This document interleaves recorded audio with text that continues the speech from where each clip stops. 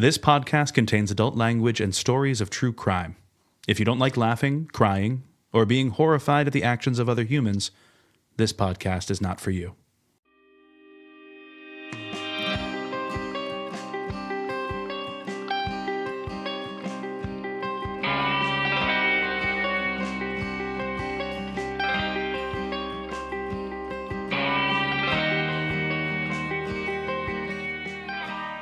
Hello, everyone. Welcome to Resolve Mysteries Podcast. Yay! Woo! In unison. This is a podcast where we rewatch episodes of the 80s and 90s show Unsolved Mysteries, and we give you updates to every case featured on the show.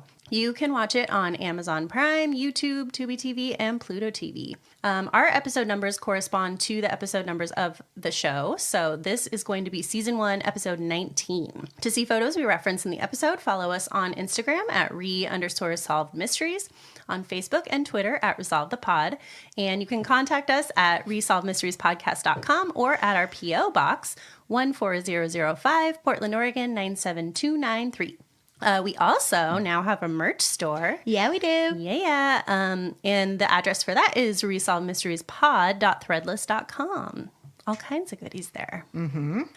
Each month, we choose an organization to donate to for every review that we receive. So for this month, we are donating to NAMI, the National Alliance on Mental Illness, and this was chosen by our patron, Jamie T., who is also matching all the donations for this month. Please go leave a review. She also wrote to us, she is doing a 5K for NAMI. Yes. Oh, yeah. She's incredible. I know. She's a queen. Mm-hmm. Yeah. All right. We have some other patrons to shout out who are new patrons. Yay. Thank you. Yeah. We have Dana. I'm not sure your real name, but AES Focus is your handle. We have Heather A, Merritt R, and Marie K. So thank you, patrons. Yeah, you guys are the Thank best. you. Yes. And if you want to support us on Patreon, you can. You can. We'll let you. I mean, please do it. So we put out a poll on Instagram recently asking if you would be interested in a summer reading list along with us, and you unanimously voted yes. Because you guys are the best. I'm so excited. Yes, we're so excited. So we're going to work together to put a list of 3 to 4 books to read over the summer from June to August. Mm-hmm. And we'll have some different ways that we can read them and talk about them together. And so we'll have that for you next episode. So stay tuned if that's something you want to start getting those from your library or having them ready. So yeah, we'll have that ready for you. We're going to do it. It's going to be so fun. We're going to be reading. It's like a book club, but you don't have to go to somebody's house. No one has to make snacks. Yes, exactly. This episode, you're going to hear 2 promos. Both of the shows are pretty great. One is called Corpus Delicti, and it's a true crime podcast that explores the most puzzling of cases. And then the other podcast is called Mugshot, and they cover robbery, fraud, arson, stalking, assault, and more, but not murder. I think that they skip the murder aspect. They're like, you guys have that handled. Yeah, they're Everybody else has that all handled. of those 200 podcasts have the murder aspect handled. Mm-hmm. So you should check them out. And then I have a correction that I want to make. The listener said that I didn't have to, but I would like to do it anyway. During our short stack, we had said that the person that wrote in for the Indifferent Stars Above check-in, we said her name was Bridget, and her name is Brittany. And she's great because she loves the book as much as we do. So I wanted to make sure that she got the nod for writing into us about it. What up, Brittany? Thanks, Brittany. Yeah, thanks, girl. So this episode, I have a wanted segment, and it's the Tunneling Burglars. I have The Unexplained, which is about near-death experiences, and it features Crystal Merslock and Thomas Sawyer. And then I have The Unexplained Death of Permon Gilbert. All right, let's do it. Let's do it.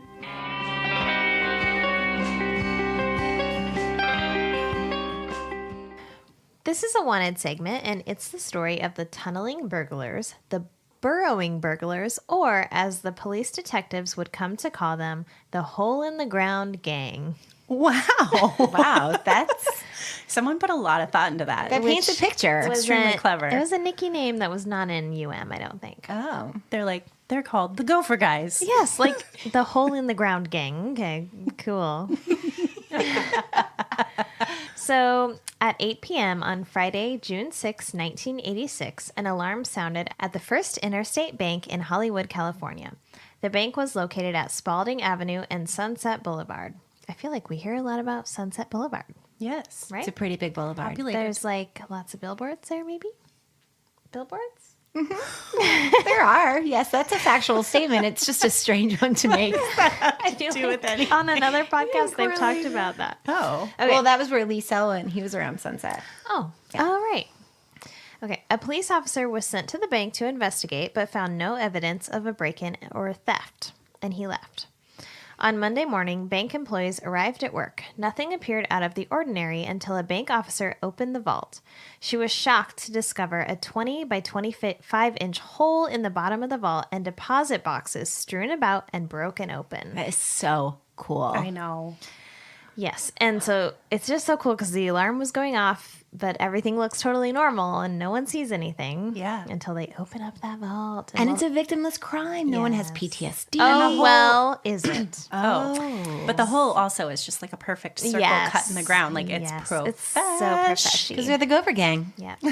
So reported that over $2 million was stolen, but the LA Times articles that I was looking at said $172,000 in cash. So I don't know if maybe with valuing up everything in the safety deposit boxes, it added up to $2 million and UM just didn't count that. But that's where I say it's not a victimless crime because people have stuff in their safety deposit boxes. That's Treasures. true. Treasures. And one of the things that was in there was a sketch of a young girl by Matisse. Whoa. What? Okay, not Yeah. a victimless crime. I take it back. Oh, damn. So I'm doing what I normally do, and I don't know if we're supposed to do this on this podcast, but I just like I'm giving information, well, especially on these ones that are not that's that the best way to exciting. do it. Yeah. Giving it throughout. Also, so I'm you guys sorry. can be surprised too. But why do you keep that in your safety deposit box where you can never look at it? Because it's worth a lot of money. I know, but- Or because it's stolen too. Yeah, maybe. I love art heists. Love a good heist. Love a heist. Yeah, it's crazy. The deposit boxes also contained expensive jewelry and rare coins, of course, along with other important things, and the robbery was one of the biggest in Hollywood history. So since the robbery happened at 8 p.m. on Friday night, but was not discovered until Monday morning, the robbers had over a 2-day head start on police. Investigators discovered a 100-foot-long tunnel below the bank that turned once and led to a storm drain. Under LA, there were, and I guess still are, large storm drains that you can actually walk into. The thieves had punched a hole within the drain, so they walked in and then were able to punch a larger hole. And then each time they would leave from working on it, kind of like our Alcatraz escapees, they would cover it with plywood and fresh mortar so that it didn't look like anyone was doing anything.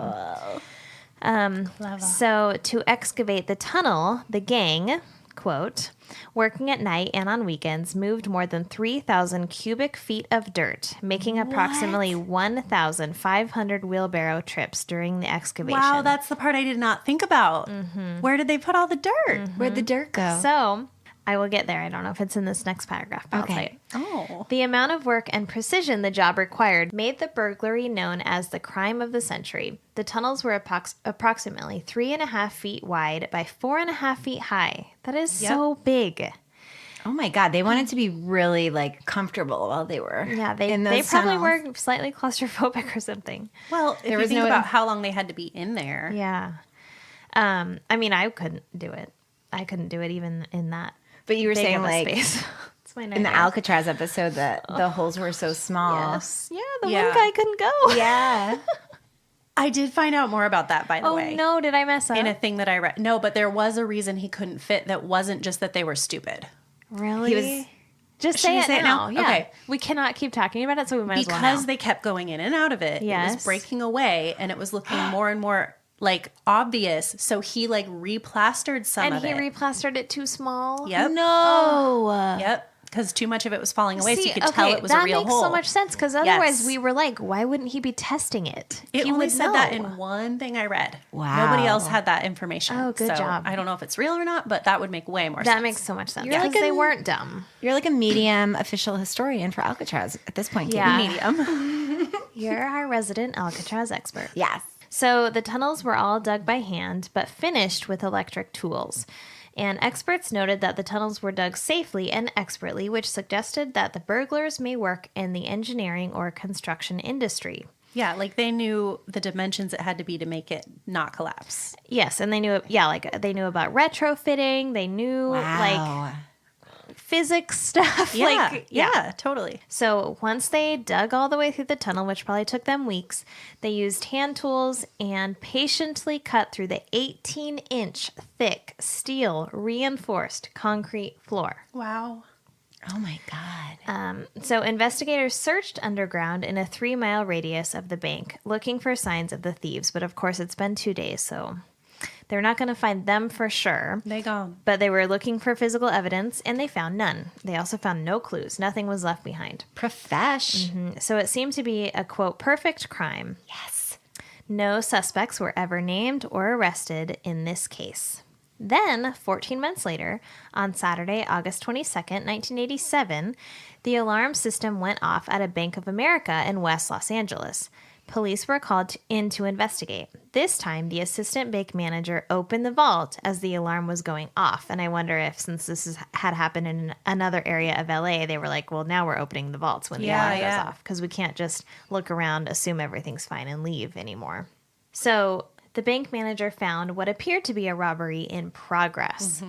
On the floor, an 18-inch hole was cut through the concrete. There were also work clothes, food, and tools left on the floor of the vault, along with a large and very heavy 18-inch core bit, a cutting tool used in construction to bore large holes through the cement. And I didn't really understand what this was until I saw it on UM, and I actually had to watch it again to like catch it, but we'll post a picture of it. But it's like just a hollow, giant, looks really heavy, like metal circle that clearly probably is on something and turns to cut a perfect circle hole. I also noted in the reenactment when they're like, because now they have stuff to find in this crime scene, they're just rubbing their grubbies all over the hammer, rubbing their grubbies without gloves all over the drill bit, just everything. Yeah. Really? Well, they didn't think they were going to get interrupted, so they thought they'd take it all with them. But I mean, the investigators Oh, are not wearing sorry. gloves in the reenactment. No gloves. That's stupid. It's so stupid. Inside the vault, police and security personnel found lighting equipment, a generator, and an assortment of cutting tools. It appeared like the thieves planned to stay a while. Although they were interrupted, the thieves were still able to steal $90,000. But that is probably far, far less than what they had hoped for. Sure. And like to us, that sounds like a lot of money, but they worked really For weeks. really long time doing really hard labor. Yeah. They wanted a big payout, I'm sure. So Joe Sanchez, a sanitation department foreman who helped investigators enter the storm drain, said members of his crew described the tunnel as a very professional job that was surprising for both its size and skill of construction. One sanitation worker said that behind the hole in the concrete, the tunnel was tall enough for a person to walk through and was shored up with wood planks. And I have a picture of that we'll post too. But it's so tall. And then I was wondering this during the UM segment, like, how could people not hear them working? But apparently there was construction noise across the street from the bank and also the heavy traffic on La Cienega and Pico Boulevards, which is where the second bank was, probably masked any sounds they were making. Because it wasn't that far away from the top. Yes. Wow. Yeah. That's so cool. So authorities were certain it was the same pair or group that had robbed the first bank. They were able to trace the cutting tool, so that big like drill bit, to being purchased in the San Francisco Bay Area by a construction company using a fake name and address. For a second time, investigators searched miles of storm drains for any clues to the thieves' identity. Approximately 3 miles from the bank, they found This is so funny. It's like Stack has never heard of what this is. They found a 4-wheel vehicle called and he's like, quad runner. Like, we just call them quads? Yeah. Or I do? I don't know. Are they called quad runners? I mean, maybe they called a were quad runner. kind of new around that time. They probably were. Yeah, that's true. But he's like, this thing's amazing. A quad runner. So that was found just inside a storm drain entrance. It's Which suspected. is also so cool that they were writing those down them. Multiple. This yes. whole thing is amazing. Oh my God. Oh, I love them. Yeah. I'm sorry someone stole someone's Matisse, but I'm totally into Yeah. this. I know. So it's suspected that they use the vehicles to transport their heavy equipment underground. The core bit and drill alone required a drill press that weighed in over 100 pounds. So they would have had Christ. to haul this stuff. They were just living a whole life under there. Yes. So this is something else that UM doesn't mention, but is so cool. So investigators learned that the quad was purchased by a man using the name David Spalding, which they mention this, but in the articles I read, Spalding is the name of one of the streets that the first bank was on. So it's like the guy was Easter egg. fucking with the Wow. investigators. I love it. One or two people using this name purchased 5 of these vehicles. Sales associates helped to create 2 composites of the same man. So we'll post these composites, but it is the same man. They basically have the same face, just different hair. So he was a Caucasian male around 35 in 1989, 6 foot and rugged looking, as if he was used to outdoor labor. So this is kind of interesting too. Investigators concluded that the thieves, 2 to 3 of them, were close friends, possibly army buddies, who were able to work together for long periods of time in confined areas. Like, they're kind of profiling them in a way. It's like, well, it has to be people that work together well, like do well under pressure, you know, are close to each other, have each other's backs. Do you guys think we could do it? Yes. I think we could too. Tunnel. I think we could too. I totally mean, do it. you and I would get really mad, but we could do it. I would just be singing the whole time. So yeah, they were able to work together for long periods of time in confined areas. It is believed that it took 3 to 6 weeks to build each of the tunnels. It's also believed that in this This is so crazy. in this second heist, a third man was probably involved with the whole operation, or at the very least on the day of the robbery, as the thieves must have been warned by someone outside the bank about the alarm. And I didn't really understand that, because if they were in the vault, it seems like they would hear the alarm. But UM was like, someone must have been outside with walkie-talkie telling them the police were there. So I don't know. Weird. Wouldn't they also anticipate an alarm because there was an alarm in the last bank? Yeah, I know. I don't know. So footprints indicated that one of the thieves ran through the tunnel barefoot and the other one in just his socks. Bigfoot. There he is. We found him. That's what he's been doing. And they abandoned one of their vehicles and apparently escaped on foot. So that's the vehicle they found. But then it seems like you would have also seen the quads driving away, because they did have more than one. So they kind of escaped on foot, but also they left one, but they took the other 1 or 2. Wait, how do you know they had more than one down there? They bought 5. yeah. They bought 5, and in the reenactment, well, I guess we don't know for sure. In the reenactment, they're driving 2, Oh, if not okay. 3 in that tunnel.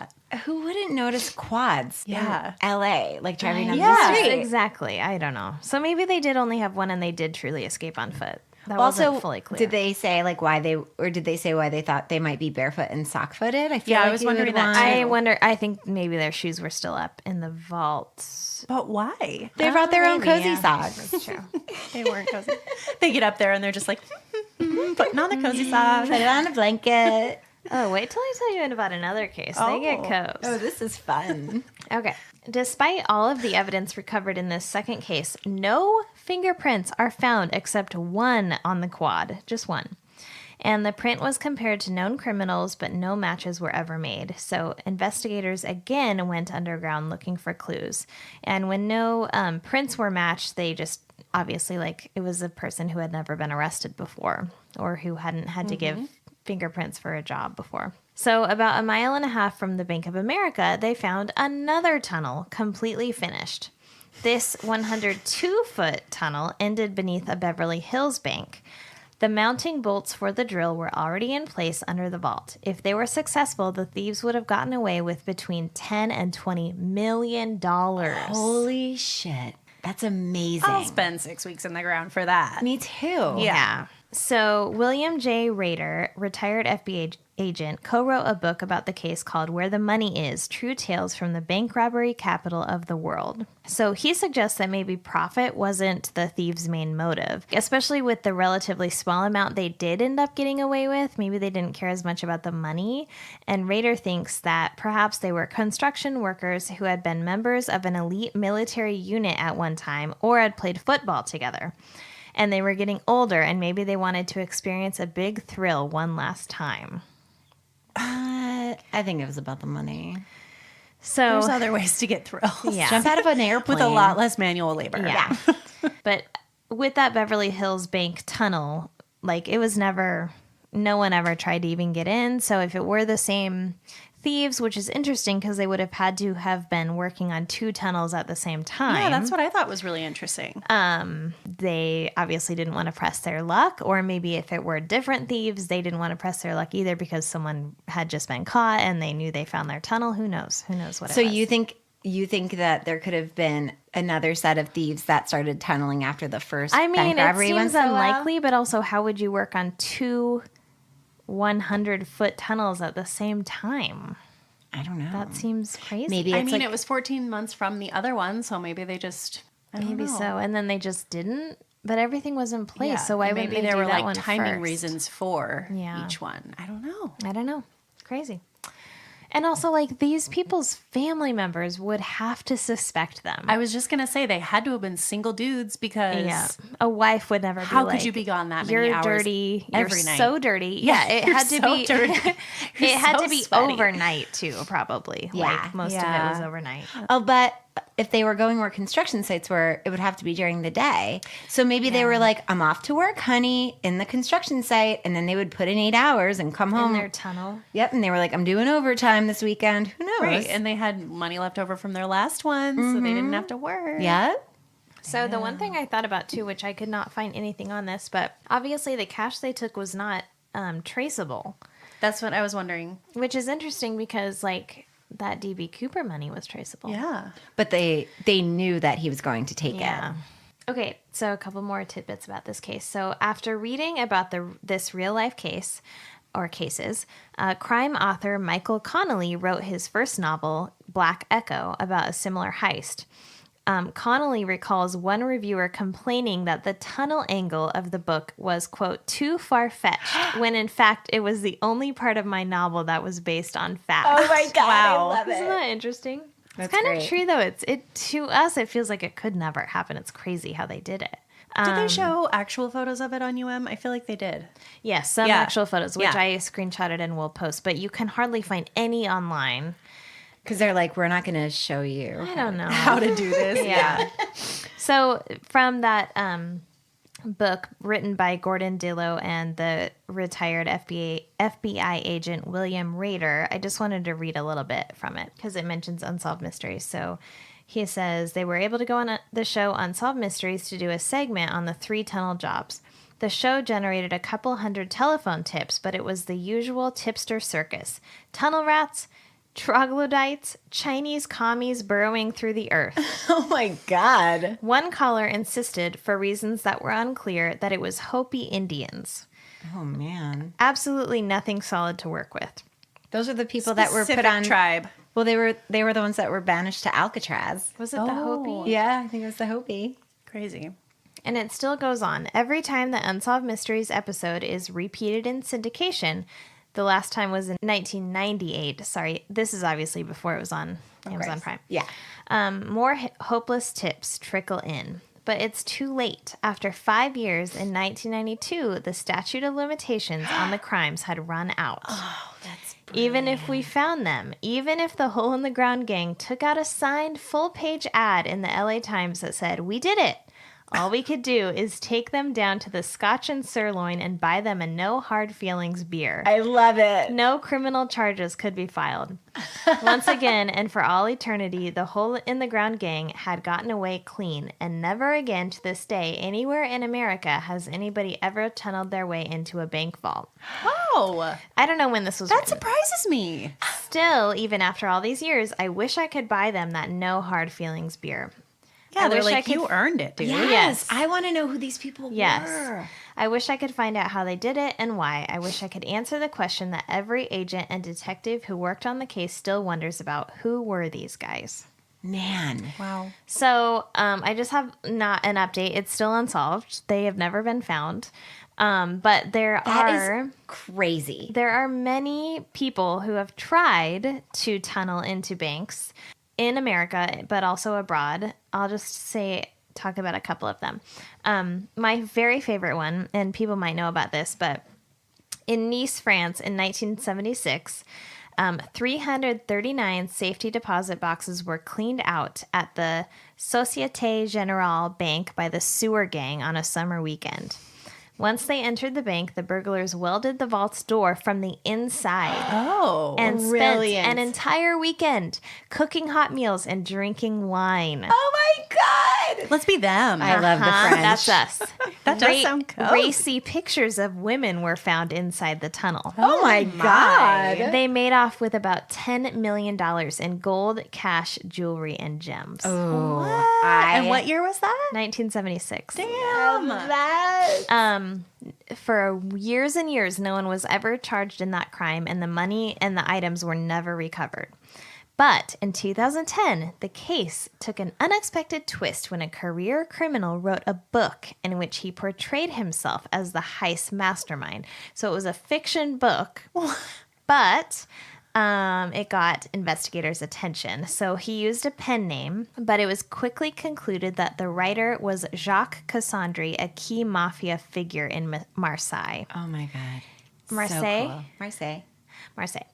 He had assumed he was safe because the crime was too old to be prosecuted, like we had said. Oh, 'cause I was The gonna say, statute of why? limitations. But Cassandre is being charged with laundering the millions from the heist. So laundering is a crime Yep. in France that has no statute of limitations. Oh, Wow. honey. So they're That's still clever. trying to get him. Get him. Oh Get my 'em. God, I love that. Wow. So police found the manuscript on Cassandre's computer, and his children later confessed that their father had often bragged about the robbery.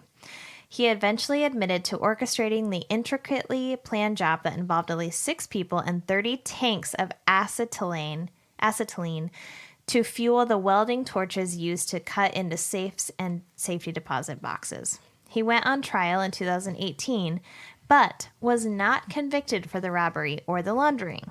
Instead, he was convicted of a few lesser crimes and served about 6 months, so he's out. Wow. And he's clean from it. Oh my God. And then the rest of the gang It's like I literally disappeared. wrote a book about it, Yes. but you know. The rest of the gang disappeared, and no one else has ever been charged. Wow. And when they arrested Cassandre, he's like very successful. Like he has all these businesses and clearly used that money to build himself up. It's like France's God. version of the Lufthansa heist from Goodfellas. Oh, Where they like the real life thing where they steal all that money. yeah. So like another thing that's come up so many times is like all these cases, they influence pop culture. Oh, yeah. And they, Of yeah. course. And there is a movie actually about that Nice one. I mean, I mean, everyone it's like- likes a story like that. I was going to say, it's like the true American dream. Yeah, it kind of is. Not telling and camaraderie. There's like so many elements that people are drawn to that Yeah. of course people want to hear stories about that. Yeah. So there was recently one also in Antwerp, Belgium, where robbers dug a tunnel from a home several hundred meters away and through the sewage system and then into the bank. But I think one of those robbers was caught. Another cool one in Sao Paulo, Brazil in 2017. I mean, it's kind of a bummer, but Brazilian police foiled a criminal plot to rob a bank of 1 billion reais, however you say it, $318 million or 270 million euros. They used an enormous secret tunnel. So this was a team of 16 prospective bank robbers. Wow. And they had dug a tunnel nearly 600 meters, 2,000 feet Holy long, shit. running from a nearby rental house to a Sao Paulo branch of government-owned Banco de Brazil. The Sao Paulo State Public Safety Department said that the gang had been under surveillance for a long time. They allegedly spent about $1.27 million building the tunnel and splitting the cost between each other. Oh my God. And then they were caught? Yes. The leader of the gang was a 35-year-old woman. Yes. What? I love it. No. She's like, enough of this shit. And then tunnel. to give one last one. So recently, a 150-foot tunnel was found in Pembroke Pines, Florida, leading from a wooded area to underneath a bank. So we've talked about lots of very sophisticated ones before this. Well, this Pembroke Pines one is literally a hole in the ground in the wide open. I saw a picture of it. There's no hiding it. That goes just it's so dumb. And the tunnel was discovered when maintenance workers attempted to repair a sinkhole in the road that this tunnel was going under. And the tunnel appeared to be totally unfinished, and authorities were quite unimpressed with the manufacturing of the tunnel compared with the cases I mentioned before. It appeared to be dug with pickaxes. The attempted burglars didn't seem to have as sophisticated of a plan for breaking into the bank, and investigators said that they thought for sure like they wouldn't have been able to get in there once they got to the bottom. There's anyway. like a sign on the outside that says burglary hole. Seriously. It's like a huge hole in the ground, like pretty And is close that what to the caused road. the sinkhole? Really? No, because then like into the road is where the sinkhole was. But Okay. like, Oh my God, that's so funny. Wow. it's so dumb. So, yeah. Wow. So they never had any suspects. They never got any like, wow, man. Like they tried to profile them a little bit, but And yeah, either that money was untraceable or they didn't use it. yeah. Which they is laundered it. Crazy. Yeah. Yeah, that's true. Wow, that is so cool. That's such a fun segment. That was a good I one. remember That was watching that and being like, oh my God. Yep. Yeah. I was totally into that one. Well, even in this, the New York Times article I was reading about this Florida one, the investigators were like, this is kind of fun for us because we feel like we can like joke about it Yeah. because no one got hurt. Yeah. It's obviously a bunch of dummies who are Yeah. like trying this thing that they've seen, but it would have never worked out for them. Which is kind of how we do these segments. Like, Yeah. oh, it's nice. It's relief. It's a relief to have ones like this where Yeah. no one gets hurt. Except it is sad that people's stuff got stolen. But Sure. But it's still cool. yeah, still impressive. Nice job, girl. Thanks.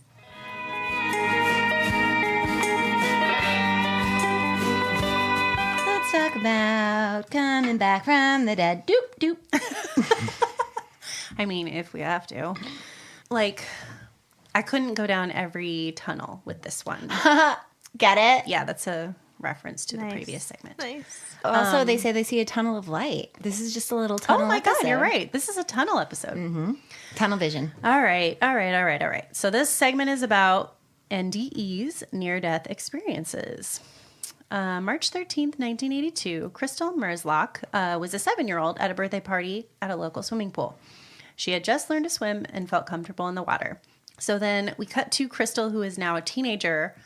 Start of the segment, I didn't really remember what it was about from the intro, so I assumed that she died. So it was really weird to see her suddenly talking as a teenager. Crystal says she was standing near the deep end of the pool, and a group of boys accidentally pushed her in. Rude. So it was kind of weird. It was like they were just kind of like being rowdy as they passed by her and accidentally bumped her into the pool. And then just kept walking while its small child fell into the pool. Yeah, and she was like flailing and grasping and like starting to drown, and nobody noticed apparently. So she says she couldn't get any air and she fell unconscious. Then she says, quote, "I was just in darkness." Paramedics rushed Crystal to the hospital where a team led by Dr. Melvin Morse began working on her. Morse says her eyes were dilated and fixed, which probably meant she had no brain activity. She had pretty much no chance of surviving.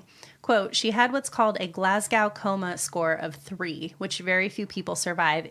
They interview Michael Merzlock, Crystal's dad, who says Morse had told them to basically prepare themselves because Crystal had a little chance of making it. And I don't think those are Crystal's actual parents in the reenactment. Oh, I did. I think this is one of the ones where it was actually actors. This is our first hospital reenactment. Yeah, and it was disturbing. So I could see can not understand. wanting to, yeah, Yeah, totally. Not wanting to relive it. Stack says at 3:30 p.m., Crystal Merzlock was clinically dead. 20 minutes later, she was brought back to life. So Stack then explains that Crystal was experiencing an NDE. something a lot of people have experienced. Quote, almost without exception, these people describe a journey to a land of beautiful light, a trip accompanied by an overwhelming sense of well-being. Is this experience a hallucination or evidence of life after death? All right. Crickets. No one's got any opinions? Oh, well, do you want us to give them now or wait? Oh my God, no. So Stack says that Crystal was near death and felt herself moving into darkness. Then her eyes opened and she beheld a wondrous sight. Crystal says she didn't know where she was. Quote, it's just, I looked up and I saw this bright light at the end of a tunnel, and there were colored bricks on the wall of the tunnel. The light kind of pulled me towards it. I was just the most loving light I've ever seen. And then I saw this lady. She came towards me really soft and really slow. She took my hand and said, I'm Elizabeth. I will help you. She just led me into the light and through the light and into heaven. I just felt that this was the place I wanted to be. So I've got an angel named Elizabeth. And we all know no angels are named Elizabeth. Sorry, but they're not. What? What are their names? I mean, if we're going to go like a heaven route It would be like and biblical with this, Ruth it's not Elizabeth. or Magdalene, right? Yeah, something, I don't know. Well, there is an Elizabeth in the Bible. I know. There is? I thought she about was that the too. old lady who had kids. I don't know. Okay. I don't know. It just struck me as weird. She's Somebody like, would hi, know. I'm Madison, and I'm going to be your angel. Hi, this is Jennifer. Totally. Okay, you're right. It could have been much worse. So Stack then tells us that Crystal felt like she was floating over her body, observing the medical team as they attempted to save her life. Crystal says, while I was up there, I saw the doctors. They were working on me. They were sticking things up my arm and up my nose to let me breathe, and I didn't like it. Yeah, girl, nobody likes to have tubes put in their face. That was one of the reasons I wanted to stay up there. But then I got to thinking about how I wouldn't be able to hug my mom again or anybody I really loved again. I said, no, I want to go back. Then I was back in my body. I wasn't dead. I was still alive. There was still a part of me like my soul. My spirit was still alive. I wasn't dead at all. Okay, girl, we get it. Stack says for at least 20 minutes, Crystal was technically dead. Once she was revived, she was in a coma for 3 days. And once she returned, she regained her health completely. So that part was hard for me because it's like, I believe that they had these experiences and that's fine, and nobody knows what happens. But for the people that we know that have died, like, that's kind of saying they had a choice to stay or not, and they chose to stay. I didn't even think about And that. her story is not the only one I read where it was, I had a choice. Like anybody would be like, yeah, I'm cool later. Yeah, I'm Nobody would be sorry. like that. But That's just hard then for people left on Earth to think about when loved ones have Yes, died. of course. totally. Which, I mean, if you have Christian beliefs, like, sure, you do want to go to heaven. It's supposed to be like the most amazing place ever. But yeah, that's true. I don't know. I agreed. I thought that was really weird. I Yeah. didn't even think about that. Morse explains that Crystal was deeply comatose when he was working on her, so after her recovery, they were introduced. She says to her mom, no, I've seen him before. I know you. You were putting something in my throat. You were working on my neck, all while scowling at him. Morse explains that she described other things that went on in the hospital. She described the compressions on her chest and then putting various lines in her. Morse says she described how he first worked on her in the ER and then he took her to another room, which was true. Her mom says, when you see a 7-year-old tell you things like that, there's no reason not to believe it. You know, it comes straight from the heart. That's the most false statement. Except for the reason that she's 7. Yeah. Yeah, I know. I was like, they couldn't find anybody else for these segments. They have a 7-year-old and like kind of a dummy. I know, girl. I was getting so mad watching this. Okay. This is very triggering for us. Like, Karlin It is. cannot wait for episode 19 to be done. I really did not like this segment It's true. one bit. Stack says Dr. Glenn Gabbard has studied the NDEs and said that they may be physical, not metaphysical. He says it may come from the need to deny death, quote, because it's too horrible to face the prospect that when the body goes, that's it. goodbye. Interesting. So, and you can tell as he's saying this that he feels semi-bad for suggesting that maybe there's no heaven and we all just desperately need to believe there's a heaven. I'm sorry, like, if you do, that's fine. Yeah, there's nothing wrong. There's nothing wrong with when we were talking about this segment.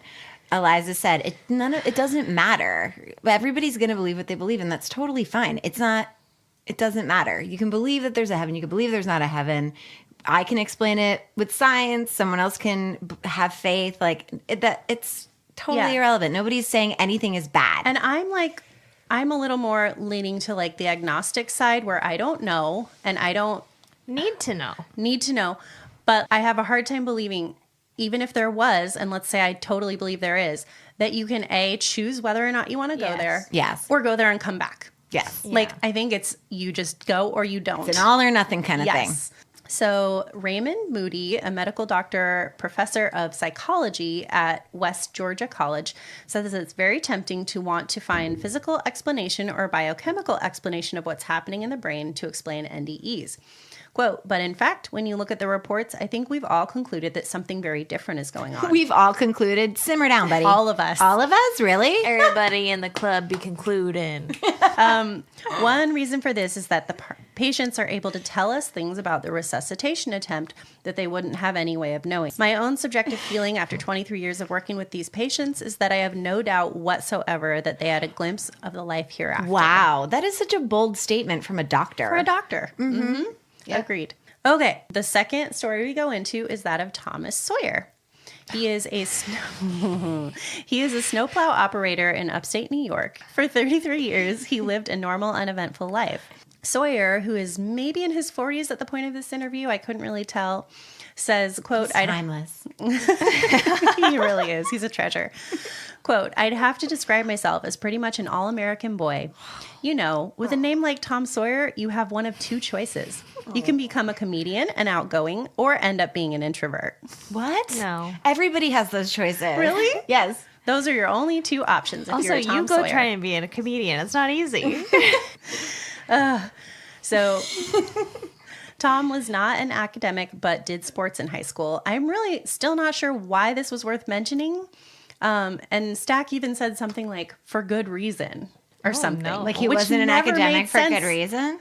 Yeah. Like he is a dum-dum. I mean, he seems like a little bit of a dum-dum. I mean, I kind of thought he was introing this with like, just so you know, you guys, he's not the brightest crayon in the box. Like, he was telling us ahead of time. He was Stack smirking. Yeah, like I wonder Smirky how Stack. this guy felt after he watched the segment. He's probably like, God. How's he going to feel after he listens to it? I don't think he's gonna. Tom says from 7th grade through the age of 33, he never read a book cover to cover. Quote, I just dislike reading immensely, and I read nothing. I don't understand. So is this like to appeal to the everyman that they're using? I don't know. Because his whole interview couldn't have been like, this is how average and stupid I am. Like, he must have been like, and I'm a really great father, and I blah, blah, blah. Like, well, they did say something about how he like prided in his like practicality and like... yeah, they were going his for like a work real ethic. gee whiz kind of guy. Like, It was very weird how they were setting this the up. everyman, Joe the plumber, if you will. Yes. Joe the snowplower, if you will. Joe the snowplow. Tom the Mr. Plow. snowplower. So Stack says in his late teens, Tom raced bicycles and in 1968 qualified for the Olympic team. In 1967, he married his wife Elaine and they had 2 sons, Tim and Todd. Yep, Tom, Tim, and Todd Sawyer. Tom says he always thought religion was foolishness and says he described himself as an agnostic and did not believe in an afterlife. That's not what an agnostic is, though. Nope. Okay. Just want to be clear, everybody. But basically, he was like, I never thought heaven was a thing. When Tom had his experience, he was underneath his truck repairing it. Oh, this is This brutal. This is This awful. is awful. This And is- I believe it's the real son reenacting. Yes, it looked the same. Oh Yeah. my God. That's terrible. So he had the front wheels off of the truck and was lying underneath it on his back. Oh And the my truck God. suddenly started to move. So the reenactment shows the jack just slowly tipping over, the car coming down on his body. Oh my God, no. His poor son, who did witness this, so terrifying. He yells, "Oh my God, Dad," and tries to check under the car. He then runs for the phone and dials 911. Tom says when Todd made the phone call, he heard it very clearly and vividly. But so he's like in a separate room inside the house away from the garage. Tom says he could also hear the conversations the paramedics were having 3.5 miles away as they were getting into the ambulance. Tom's wife begins screaming, of course, so the neighbors come running over to help.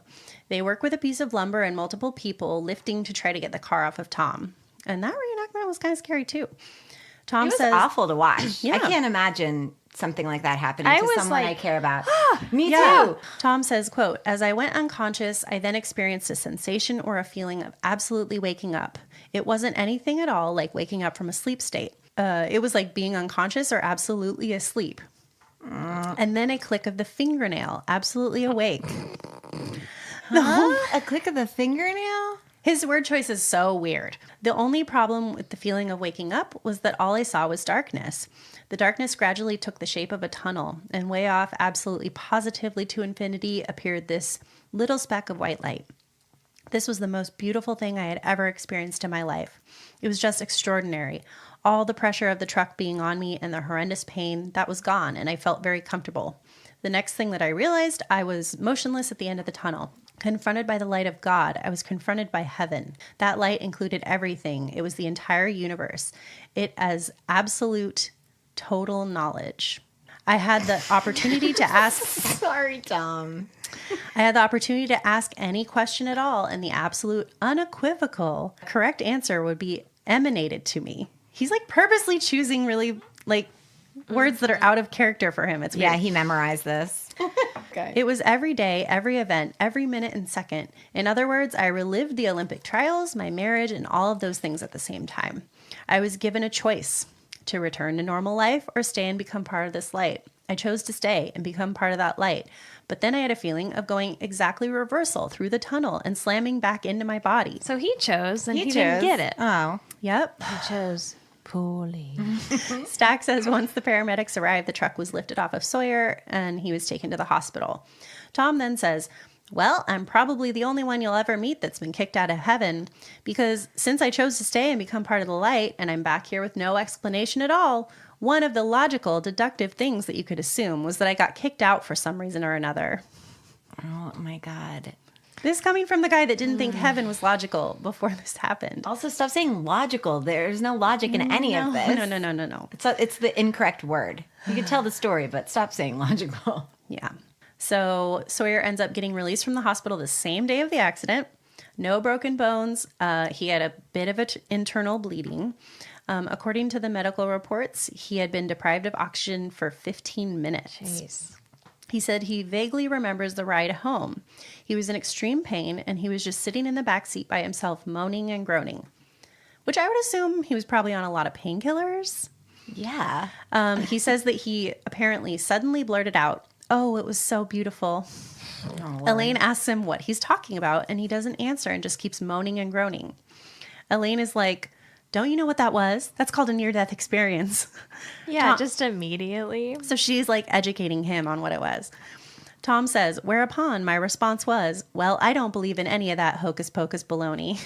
Oh my God. Whereupon. But also hocus pocus baloney. Who wrote this for you, Tom? Okay. So he says after he recuperated, he started saying things he didn't understand and Elaine didn't understand.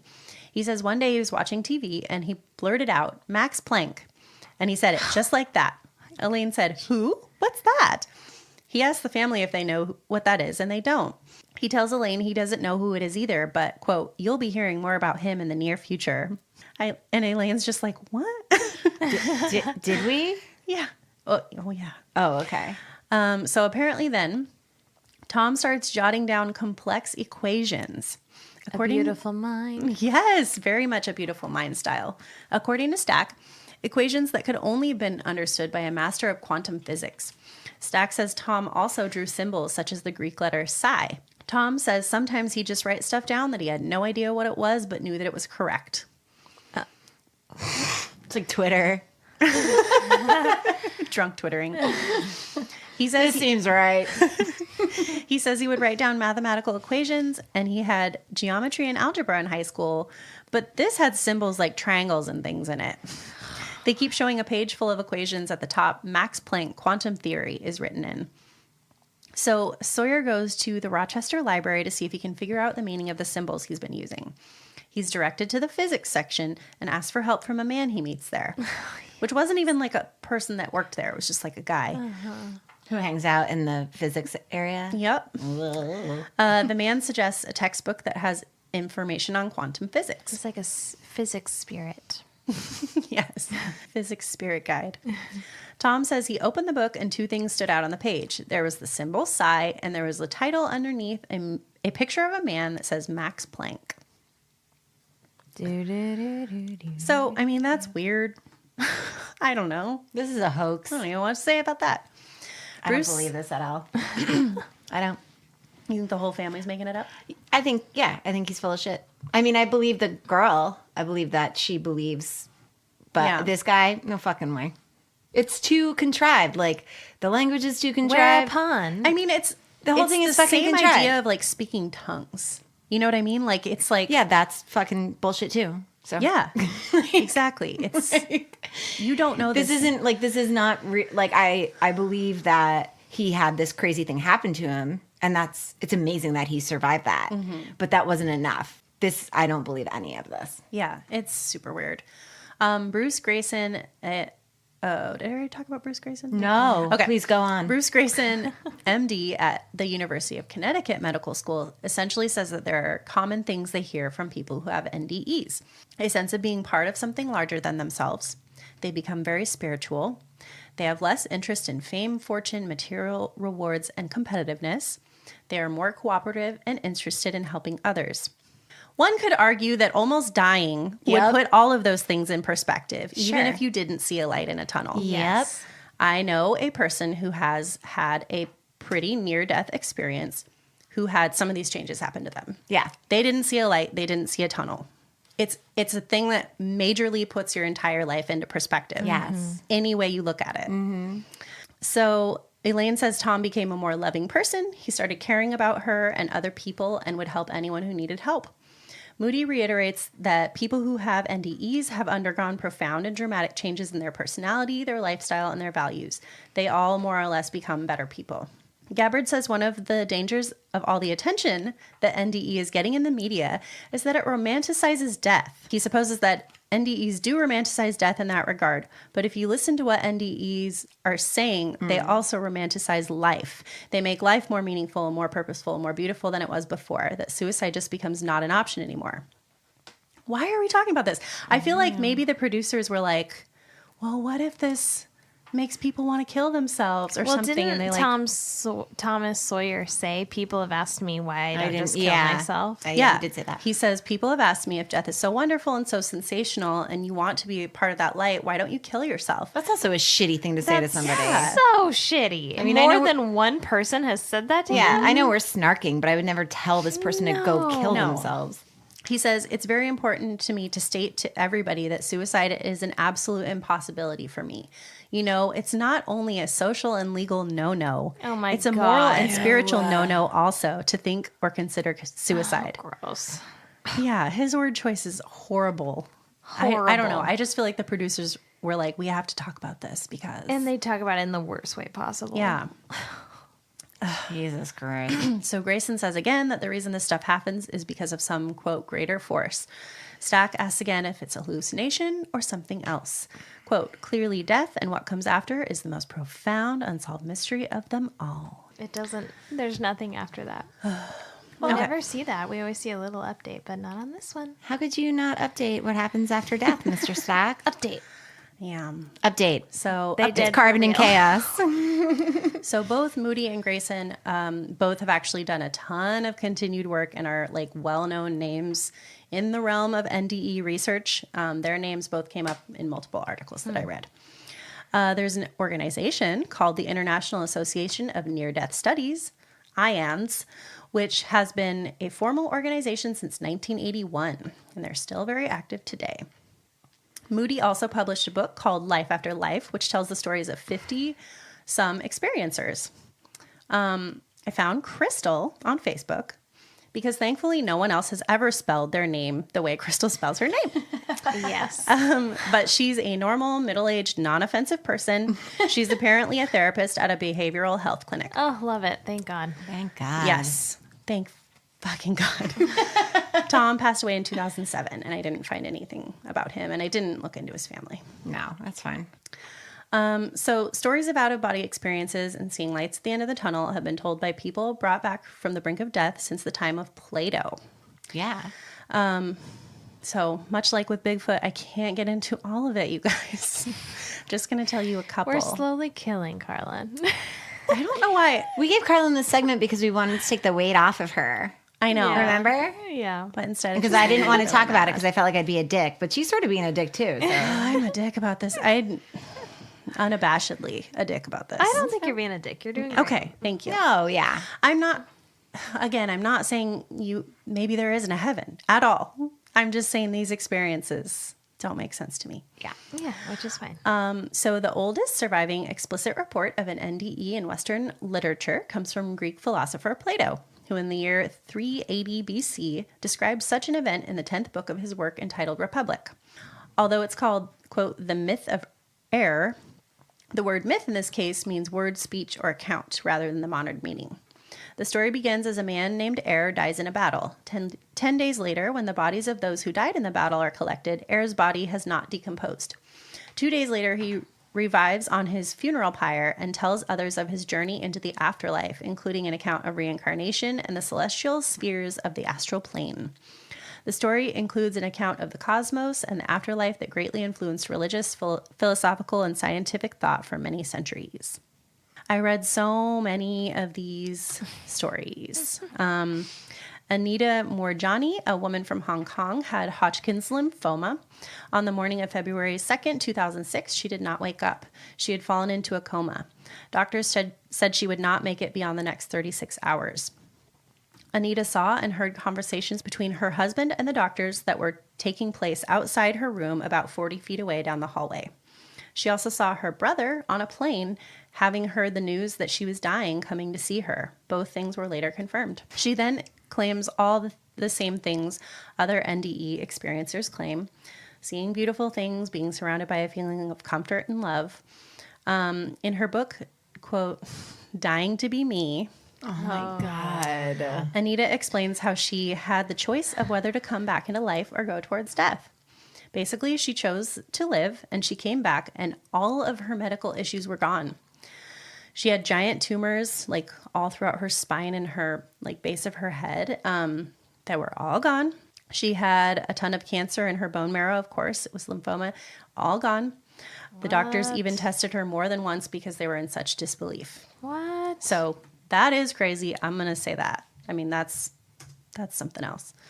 Eben Alexander, a neurosurgeon from Duke University, is the famous author of the New York Times bestselling autobiographical book, Proof of Heaven, a neurosurgeon's journey into the afterlife. So this one obviously is different because it's a neurosurgeon talking about it, in which he asserts that his out-of-body and near-death experience while in a meningitis-induced coma in 2008 proves that consciousness is independent of the brain, that death is an illusion, and that an eternity of perfect splendor awaits us beyond the grave, complete with angels, clouds, and departed relatives, also including butterflies and beautiful girls in peasant dress. Okay, I was there for it up until all of that. Yeah. In the peasant I dresses. liked the idea of.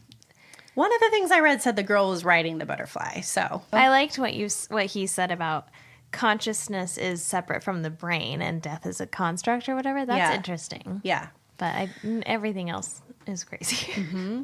It was Alexander who really upped the scientific stakes. He studied his own medical charts and came to the conclusion that he was in such a deep coma during his NDE that his brain was so completely shut down that the only way to explain what he felt and saw was that his soul had indeed detached from his body and gone on a trip to another world, and that angels, God, and the afterlife are all as real as can be.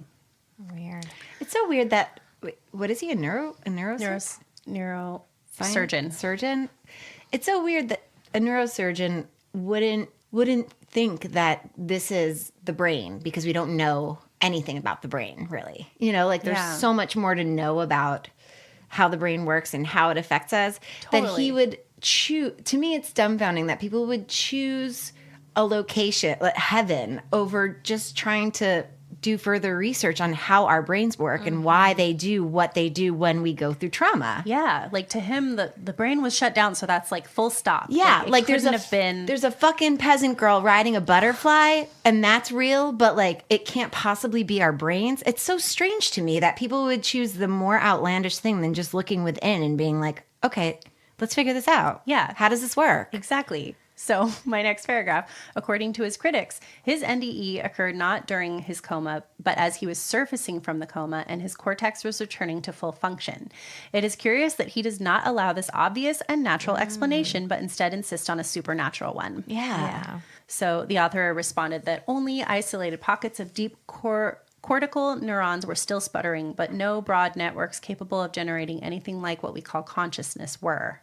In 1989, Reverend Don Piper of Pasadena, California, was traveling in a car when it was crushed by an 18-wheeler in a head-on crash. Paramedics declared him dead. He was without a pulse, he says, for 90 minutes before he came back to life after a passerby began to pray and sing hymns over his body. I'd be like, stop, just let me die. Or I'm just, choosing. I'm how choosing. about some CPR?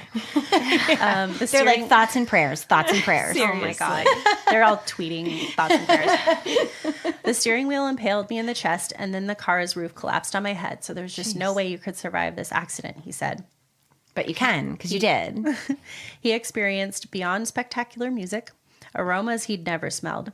His grandfather was there and other people he'd known who had died, and he saw a magnificent gate with pulsating lights. He wrote about the trauma in the New York Times bestseller 90 Minutes in Heaven, A True Story of Life and Death. He believes he was sent back to spread the message that heaven is a real place. To people who already believe that heaven is a real place. The New York Times bestselling Christian book, Heaven is for Real, which I'm holding in my hand, is a father's account of his son Colton's trip to heaven and back. His appendix ruptured and he went unconscious. After he woke, he claimed to have met Jesus, God, his great-grandfather, who he'd never met, and his sister, who was lost in a miscarriage that his parents had never told him about. I think he's 3. Colton also made other extra-biblical claims that he personally met Jesus riding a rainbow-colored horse and sat in Jesus' lap, all while angels sang songs to him. Oh, wow. That sounds He also says he saw the Virgin Mary kneeling before the throne of God and at other times standing beside Jesus. He wasn't from a religious family, though, right? Jesus Christ. But the whole book is the dad's account of what the son said. Yeah, man. So, Greg Kinnear is in the. There's a film movie? version. yes. Oh, Yeah, I was going to tell you there is a movie. Cringe. Famous actress Elizabeth Taylor spoke about her experience of dying on the operating table while undergoing surgery and had the white light tunnel experience. She's like, but they were white diamonds. Quote, I was pronounced dead and once actually saw the light. I find it very hard to talk about, actually, because it sounds so corny. It happened in the late 50s, and I saw Mike Todd, who was her third husband, who was killed in a plane crash in 1958. When I came to, there were about 11 people in my room. I'd been gone about 5 minutes. They had given me up for dead and put my death notice on the wall. Wow. I shared this with the people that were in the room next to me. Then, after I told another group of friends, and I thought, wow, this sounds really screwy. I think I'd better keep quiet about this. So I had never heard about that. I did not know that. That's crazy. Okay, this is going to be the last one. Eliza really wanted me to talk about Akiana Kramaric, but I don't think her story can actually be considered an NDE. Yeah, true. When she was 5, she disappeared. She was considered kidnapped. Her family and the whole community searched for her, and her picture was distributed throughout the town. She says, I was able to see exactly how many police officers, state troopers, firemen, search dogs, and neighbors were looking for me because of a suspected kidnapping. However, nobody could see me. That's right, nobody. It was as if temporarily I was off the radar, undetectable. Since Akiana's heavenly encounter has many of the hallmarks of an NDE or near-death experience, it is often assumed Akiana died. Akiana can also describe her experience of the heavens while she was gone in great detail. So many of these details have been revealed in her Heaven and Creation paintings completed from age 8 through age 12. You can look them up. We'll link to a site that has all of them. I mean, she's an amazing artist. It's crazy. Like starting at like 4 or something, she started to have these pretty amazing abilities. After many hours, Akiana reappeared in the midst of a group of searchers who witnessed her surprising reemergence in the corridor of the Kramaric home. Whoa, I didn't know any of that. Yeah. No one, not Akiana or her family or the police officers, could comprehend what had happened. Yet there is no evidence that Akiana died, and the entire incident of Akiana's disappearance remains a mystery. So that is a very weird It's so story. weird. And she couldn't really explain it. I don't know. So in recent pop culture, there's the 2014 movie Heaven is for Real, which is about the book we talked about. It grossed a respectable $91 million in the United States. The book it was based upon, published in 2010, has sold some 10 million copies and spent 206 weeks on the New York Times bestseller list. Two recent books by doctors, Proof of Heaven by Eben Alexander, and To Heaven and Back by Mary C. Neal, who had her NDE while submerged in a river after a kayaking accident, has spent 94 and 36 weeks respectively on the list. The subject of The Boy Who Came Back from Heaven, published in 2010, recently admitted that he made it all up. No. So not Heaven is for Real, but a different boy. A different one. Whoa. I can't imagine why you would make something like that up. It's not like you get a ton of attention or make a lot of money from it. Okay, so now let's go to the actual science, which I know is what Alison's been waiting for. These are all from recent articles.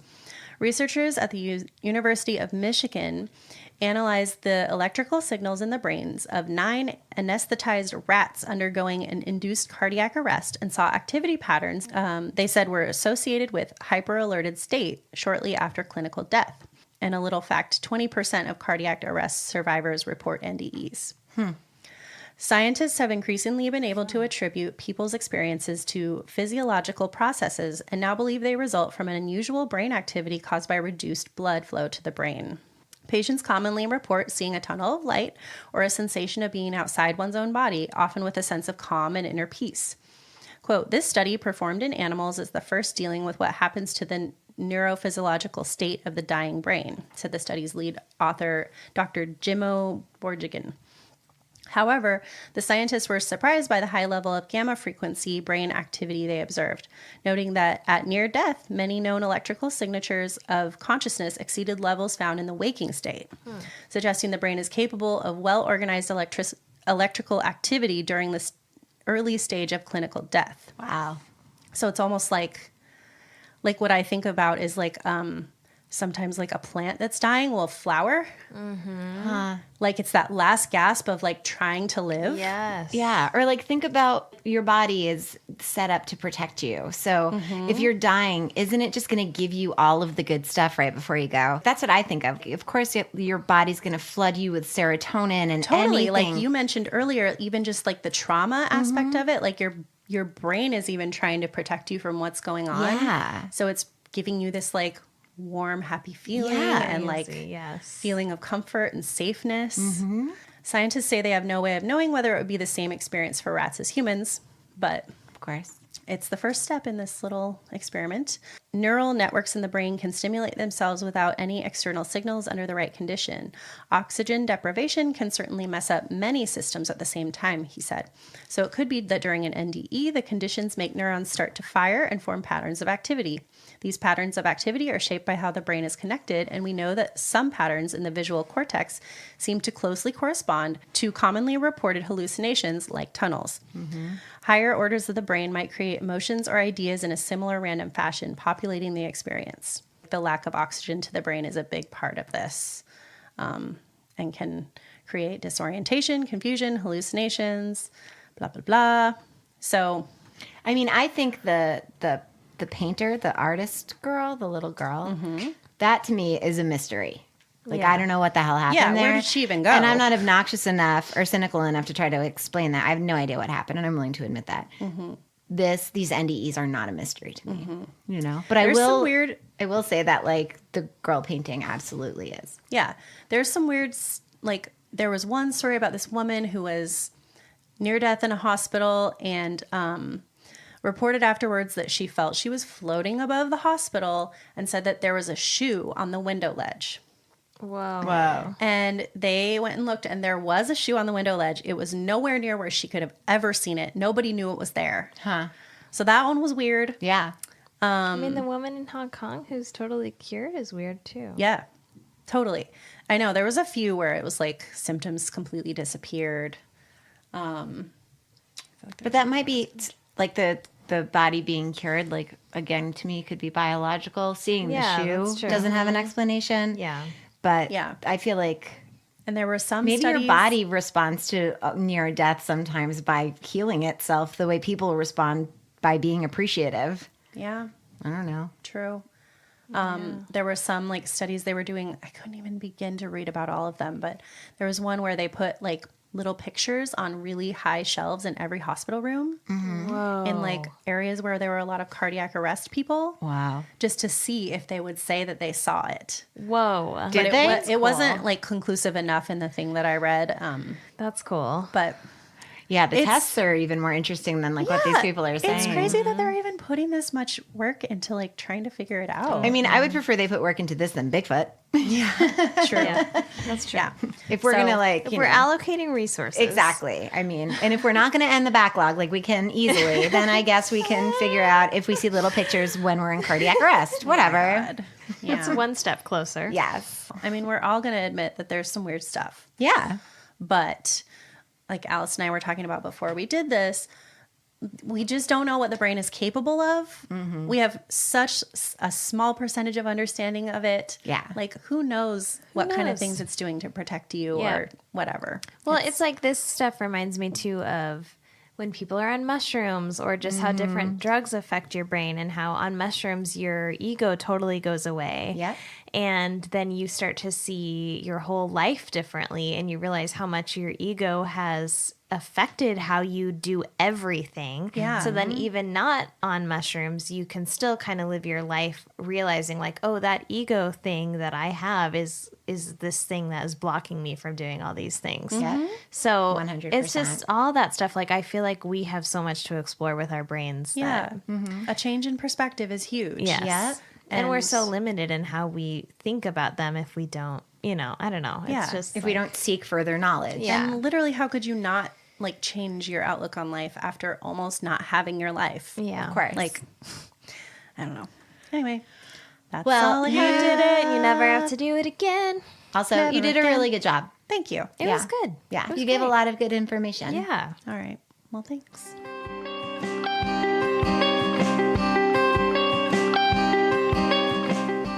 Permon Gilbert. Actually, he doesn't have an accent. He's from Ohio. They don't Permon really Gilbert. Permon. Okay, this is the last segment of episode 19. And I, for one, am grateful for it. Okay, May 23rd, 1982, Hamersville, Ohio. A 15-year-old boy discovers a nude and badly beaten body by the side of the road. Talk about being Again. forever traumatized Terrible. by finding a body. That's horrible.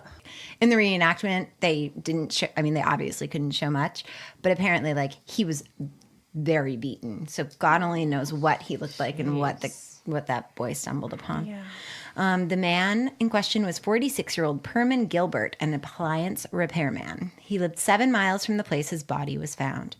Mr. Stack tells us that from the outside, Gilbert seemed to lead a normal life, but underneath the facade, quote, dark forces swirled. Whoa. I didn't remember him saying that. Me neither. Well, I didn't make that up. That's definitely not the kind of language I would use. Swirl, swirl, swirl. Imagine if I walked around saying shit like that. You guys would be like, Forces swirl. In your cape. yeah, in my cape with like my with my fangs. The type of person who says that definitely has a cape. 100%. I sense a dark force in this. Yes, with my lisp because I had fangs now. So Gilbert was a beloved husband and father of 4. He also went to church, and this was back when people who went to church never had anything bad happen to them. So it was like super shocking. Or we're never bad people. Yeah. But we're still at a point where like whether or not the person comes to church is qualified in the Yep. description Yep. as if it implies whether or not the person is a good person or a Yep. bad person. Yep. Oh, so basically, Gilbert was a God-fearing man. He was a participant in his community, and he had lived in the county his entire life. And I understand that Stack is trying to really impart on how, quote, normal Gilbert was. But Dennis Rader went to church, and he was active in his community. And he lived in the same town for his whole life. So those things no longer make you, quote, normal, right? All right. Fair point. Yeah. This was a while ago, though, so we'll forgive Mr. Stack. Gilbert was close with his siblings, but especially his younger brother, Vernon, who was always in and out of trouble with the law. Vernon and Permon. His sister was named Merlin. No, I'm just kidding. even though Permon was an appliance repairman, I'm like, oh, right. I literally looked at that sentence, was like, that can't fucking be right. No, follow me here. Even though Permon was an appliance repairman, his passion was flying. He had a fucking plane. I love to fly. I mean, how much money can be in appliance repair that you have a plane? It's so weird. I literally, when I was watching the episode, was like, what? And I rewound it and I was like, no, yeah, that's a fucking plane. Yeah, that's what they said. That's what they said. So Stack says that he worked for a nationally known company as their troubleshooter. And he doesn't say the name of the company, but I'm going to guess GE because that was the biggest company. And I'm sure they were like, don't fucking say our name. Yep. Don't you do it. Don't you do it. So he worked for this company during the week, but then on Saturdays, he made independent service calls. And, you know, this guy hustles and I like it. And maybe that's how you get yourself a plane. I don't know. So Joanne Gilbert, his wife, says that on the Saturday he went missing, Permon left at 8:30 a.m. and he said he didn't want to go. She said it bothered her. But, I mean... Who wants to go to work on a Saturday? Exactly. I was like, it doesn't mean he knew something was wrong. Nobody. Yeah, working 6 days a week fucking sucks. I can imagine waking up and being like, I don't want to fucking do this today. But I want my plane. So I got to go. I gotta get that money. Gotta get that money, honey. That plane money, honey. So Stack tracks the day. He was in southern Ohio, went across a bridge to Kentucky, and stopped at a market and variety store. I think it's like a grocery store. I've never heard that term before. Me neither. I thought that. I thought was weird. variety show, and then Yeah. I thought like vaudeville. Oh yeah, and then I noticed at some point in the reenactment, he tells a client to call him Perm, but Yeah. That's- That's the only note I wrote. Yes. Oh, at Fine, the door. just call me yeah, Perm. yeah. Call me Perm. Also, he went by Gene, so I don't know, but okay. Anne Breeze cashed him out at the market, and she said he was friendly and acted like he didn't have a care in the world.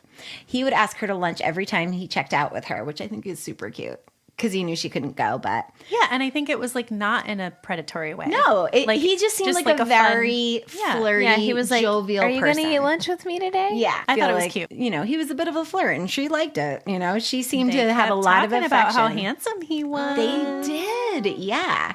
So when he leaves Anne, he goes to the flower shop next door. And when he gets to the flower counter, he asks the employee on staff if another employee is working, unnamed. And the woman in the flower shop who was working, Donna Phipps, said that the other employee didn't come until 4, but she could help him. And he said, quote, no, he wanted some other flowers and they knew what he wanted in everything. And he said he would come back later. So, I mean, obviously, I want to know who's the flower girl. How often did he order the same bouquet of flowers? Did the flowers go to Joanne?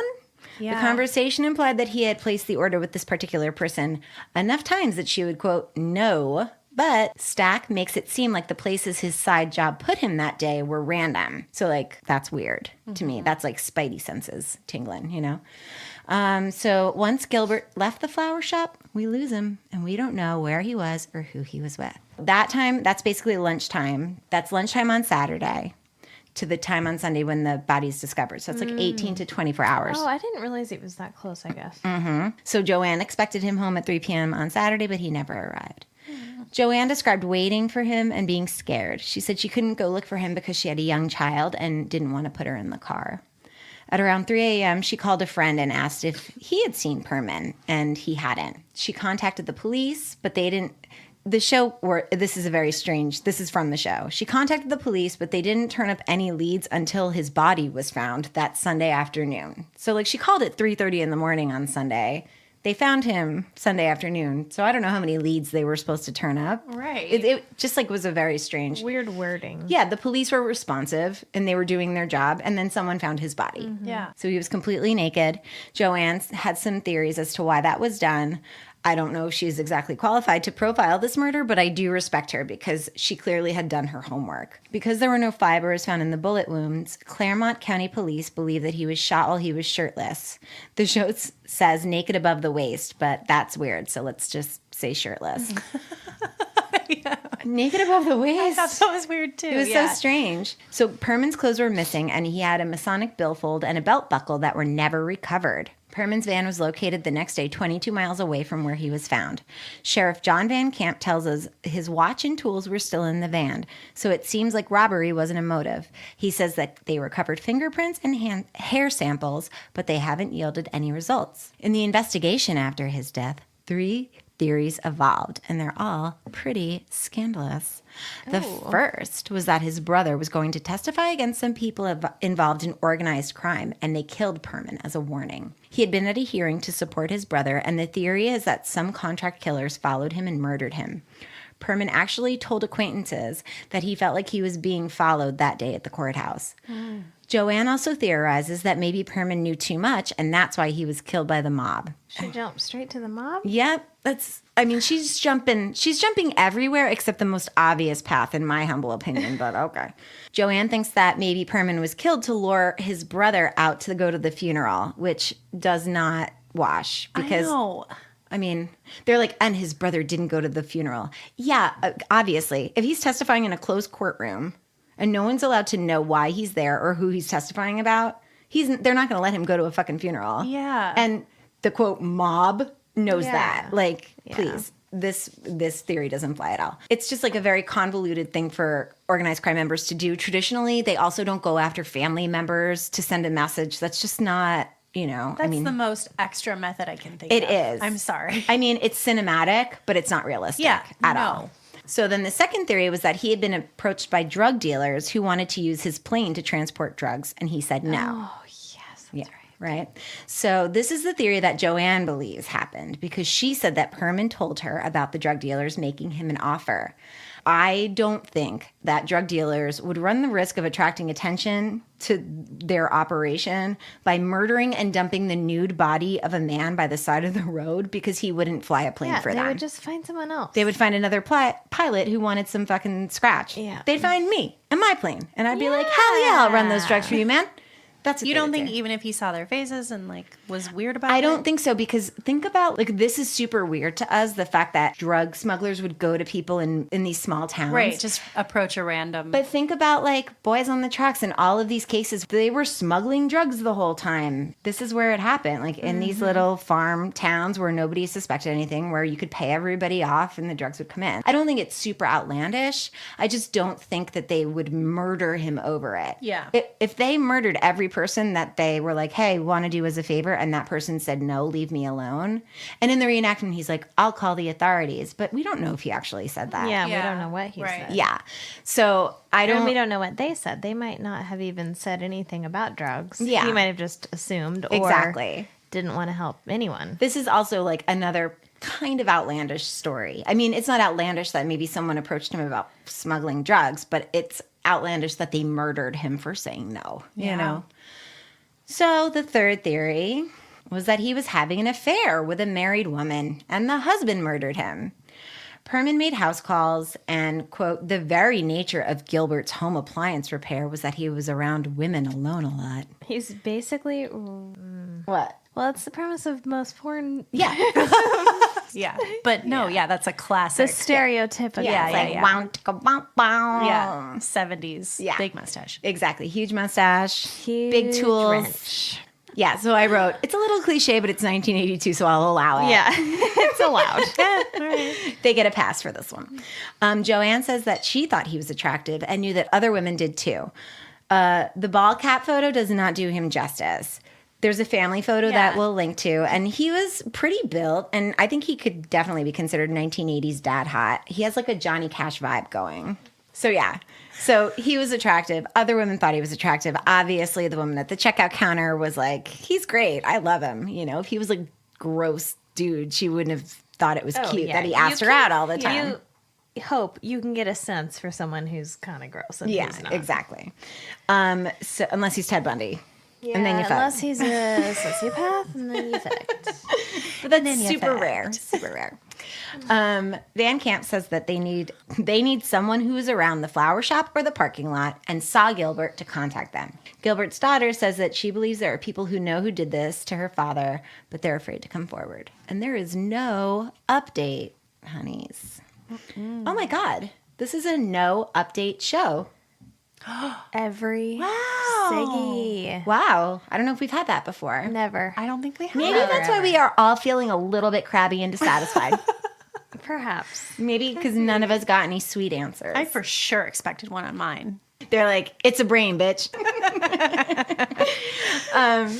Okay, so no update. Sadly, I'm like, sadly, haha. But seriously, it's fucked up. Sadly, the murder or murderers of Permon Gilbert were never caught. A 1985 article I read, Wow. it seemed as though Joanne and the police knew who did it. So the article says, quote, people close to the case, including Gilbert's widow Joanne and Claremont County Chief Deputy Clarence Pennington, hope this is the year the case is solved.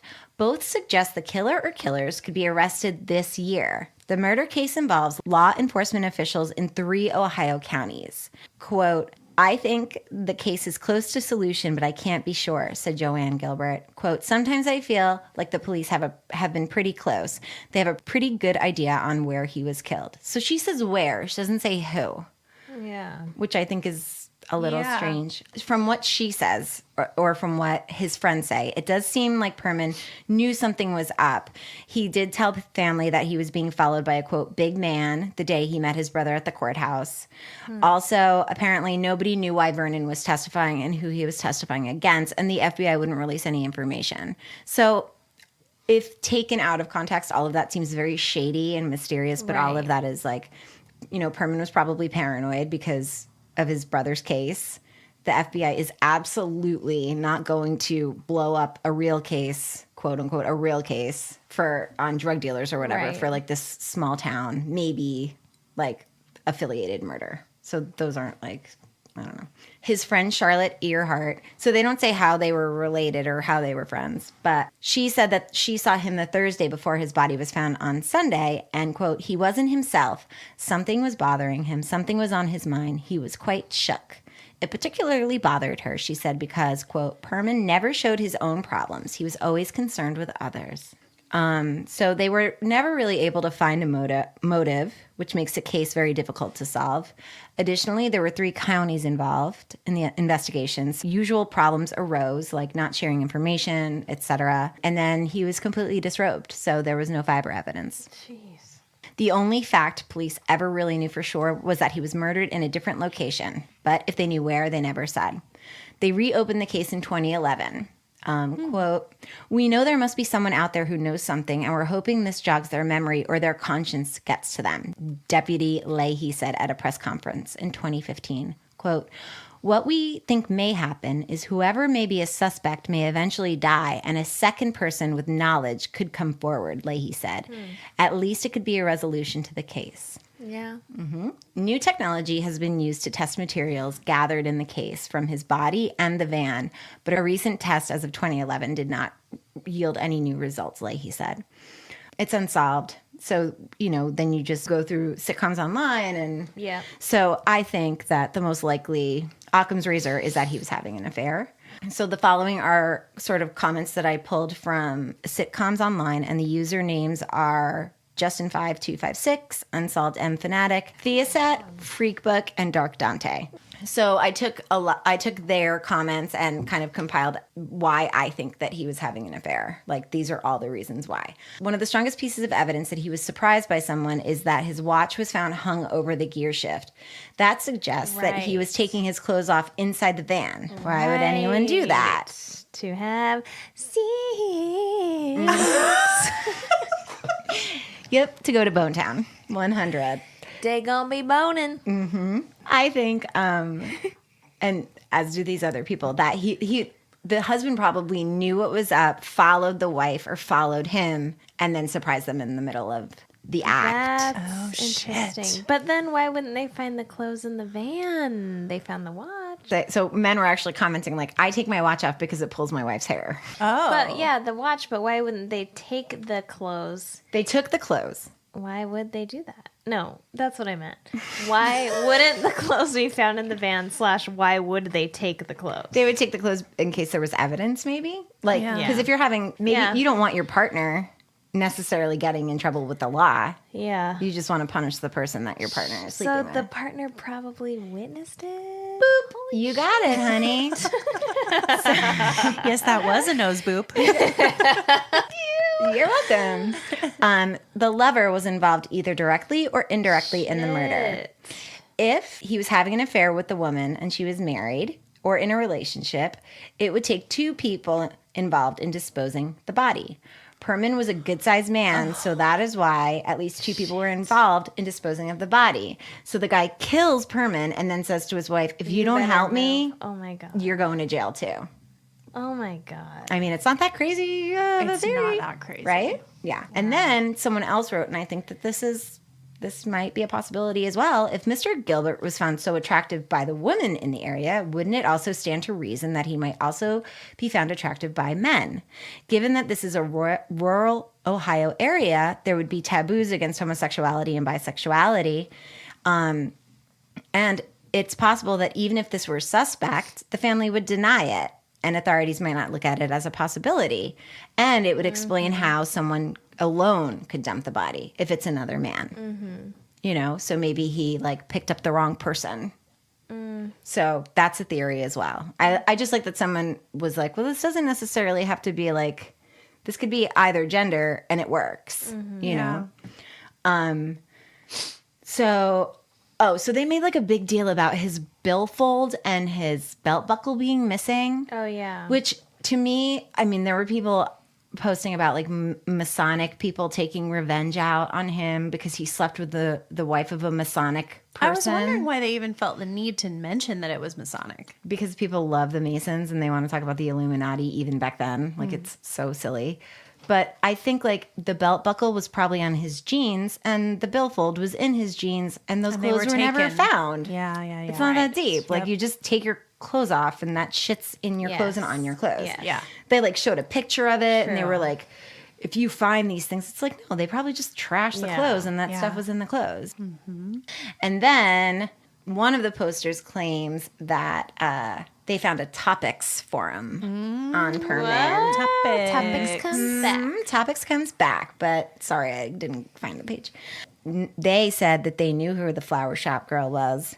They knew that they were having an affair, and they named her. Whoa. Yeah, so I wouldn't like, that might not be, it's not necessarily the truth, but I don't know. At least somebody's naming her. At least someone's like, well, that makes sense because they were having an affair.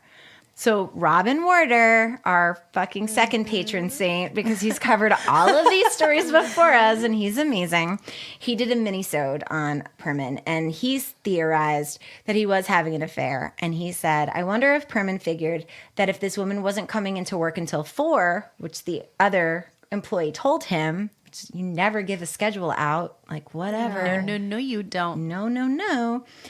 But Robin says, I wonder if Permon figured that if this woman wasn't coming into work until 4, she would be still at home. So he planned to swing by her place for a quickie and still return home by 3 o'clock as promised. And then something went horribly wrong. So I think that's a good theory too.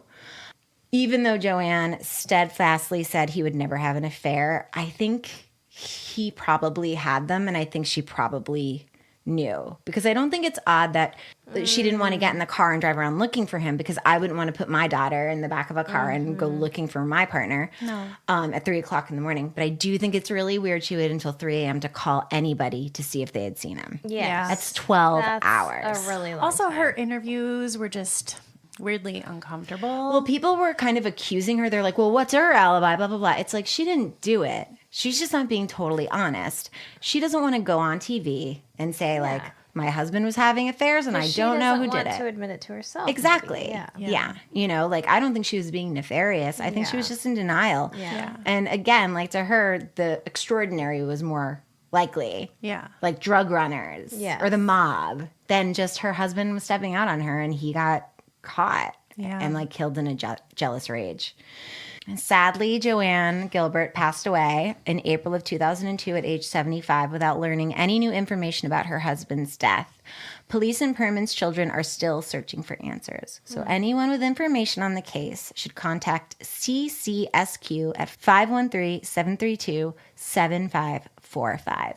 And that's all we got on Permon Gilbert. I don't think this is going to be solved. I think if someone was going to do a little deathbed confession or something, they would have. Because that article was from 2011. Yeah. So, Wow. yeah. That's Pretty crazy, right? That's crazy. I hadn't thought about all those other angles. Like all the reasons why it would be an affair, or that, Or just like all the things it could have been. Like, Yeah. I didn't even pick up on the flower shop thing. Oh, really? I I think I for just sure wasn't did. paying Well, attention. I thought it might be like a code if he were ever to go into the flower shop and That's ask true. for her, like, and If then a she were to come customer in. is ever like, so-and-so knows me, so-and-so knows what I wanted, they just wanted to talk to that person. Yeah. It's not really that That's true. you can't handle it. Yeah. 'Cause shut up. Yes, I can. Yeah, like I work in a flower shop. Yeah, I can Like, order some whatever flowers you need. Yeah, I'm not a Yes. spinal surgeon. Yeah. yeah, that's true. That's very true. Oh, good Yeah, job. so that's Permon Gilbert. Oh, Damn. Permon. Yeah. We're sorry.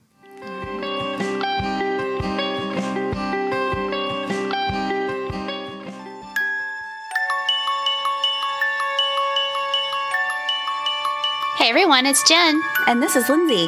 and we're the hosts of Corpus Delicti. If true crime is your thing, it's ours too. And we do it with a dash of lightheartedness and a hint of Southern charm. We cover both well and lesser known cases, and have also started a series where we spend weeks at a time covering cases from certain topics. Ever wondered why there are so many cruise ship deaths and disappearances? How about how crime has affected history? What about lesser known serial killers? Corpus Delicti has you covered. Episodes are released every Tuesday and can be found on your favorite podcatcher. That's CorpusDelicti. Hope you'll join us soon. You've heard the stories of bloody murder and horrendous homicide. But what about the rest of the crimes people fall victim to every day? What about the burglar who broke into famous people's homes? What happened to the forensic chemist that falsified evidence? Who are the fraudsters, arsonists, stalkers, hackers, and more? I'm Lindsay, the host of Mugshot. Mugshot is a true crime podcast bringing you stories of the non-murderous crimes you didn't know you needed to hear. Be sure to find Mugshot on your favorite podcatcher and on all social media outlets at the handle @MugshotPod. But until then, stay out of trouble, or you may end up pictured in your very own mugshot.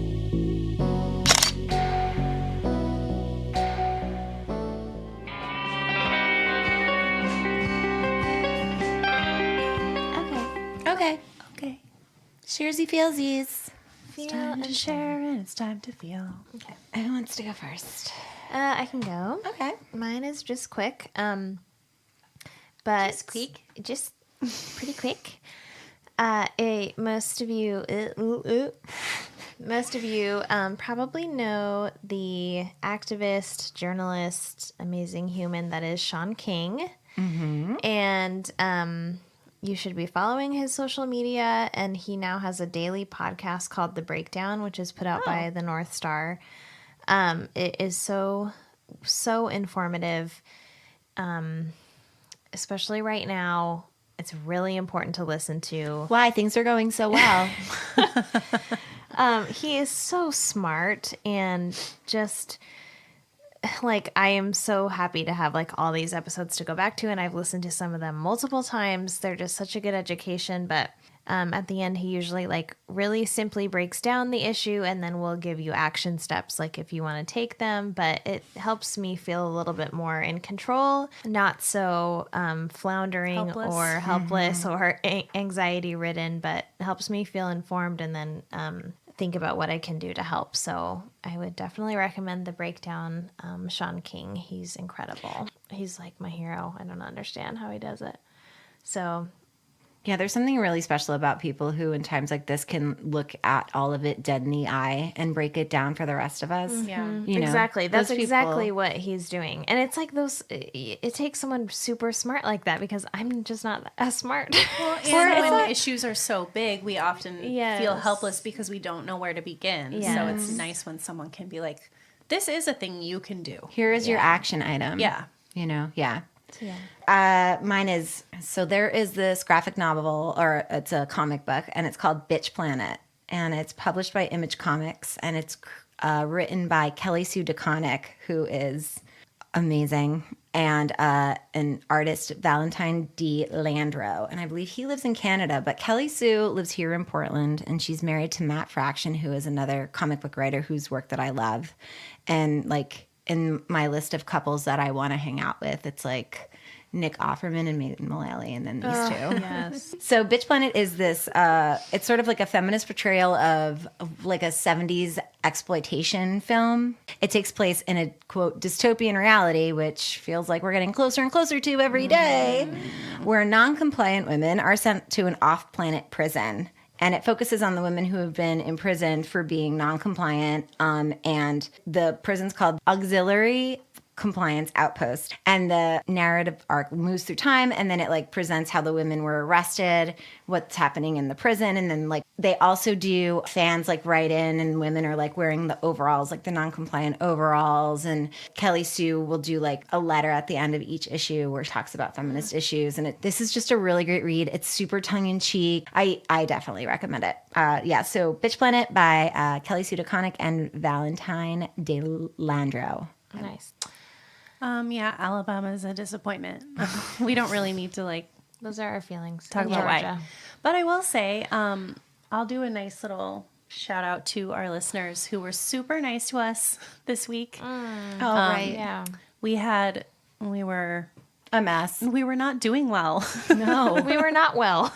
We were not well in so many ways. Allison was in the ER. We had a rough time, and you guys were just so nice about the late episode. We kept apologizing, and you were all just true sweeties and so understanding, and you just made it all okay. So thanks for that. Yeah, that we was really appreciate it. nice. Yeah. So next episode 20, I have a wanted segment about Larry Monroe, in parentheses, Don Smith. I don't know what that means. We will find out. We're going to find out. You have? I have Billy the Kid. That'll be fun. I don't know anything about that, actually. Oh, cool. No. I think it will be fun. There's just a lot, so it's probably going to be long. I have a wanted segment, and it's Charles Mule, and trigger warning is all I'll say. Oh, no. Oh, shit. Okay, we want to shout out Feminist Book Club. Yes, ladies. They are a wonderful podcast, and they sent us a box, and it was so fun to get. We'll post pictures, but they like. That's why Eliza was painting her nails. Yes, in what the is it last called though episode. when you put like magazine pictures together? Decoupage? Decoupage on the box. Just different fun things, and then inside we got nail polish. The color is called Feminist, and that's what I was painting my nails with. We also got a book. The last episode, we got a book. Shrill by Lindy West. West. Yeah, they gave us several little packs of cute gum. It was so nice. Yeah, so they're a We podcast. loved it. And I think a subscription box. Like, I think that's what they do. Interesting. And it's my dream come true. Yeah. I love putting little things together We like love that, and I love presents. receiving them. We love books and Presents. nail polish and gum, so they're awesome. Presents. So you should check out Feminist Book Club podcast. Yes. All right, that's been another episode, friends. So if you're still here and you liked that and you want more, please go to patreon.com/resolved mysteries podcast. If you're interested in supporting us there, you'll get 2 extra episodes a month. And we talk to you guys over there and just have different things that happen. Our patrons also get to choose what charities we choose each month.